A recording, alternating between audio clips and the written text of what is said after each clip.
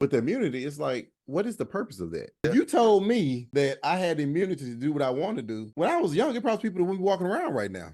You know, I can do whatever I want to do, and I have immunity. You couldn't give the nicest person in the world immunity.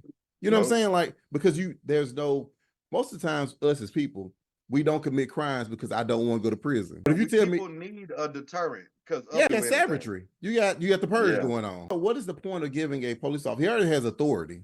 So did you get this person immunity? So you know, up here we had Tyrese Nichols. And if I can do that to somebody based on whatever the reason may be, they dating my girlfriend, I don't like the color of their skin. So what you end up with though, is then the citizens have an uprising.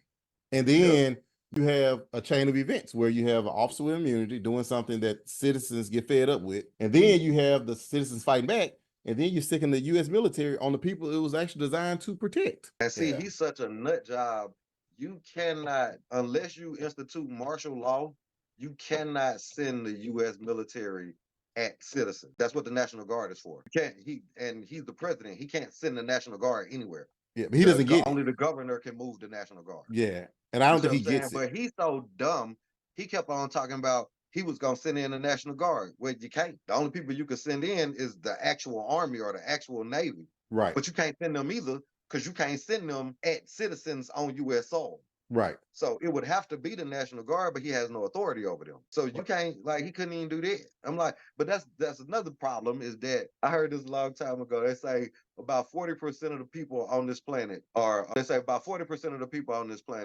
are stupid. And it's because they think they operating with the same information that everybody else has, and they're not. So they already came from a place of lack of information, but they want to talk real loud and say everything like they know what they're talking about.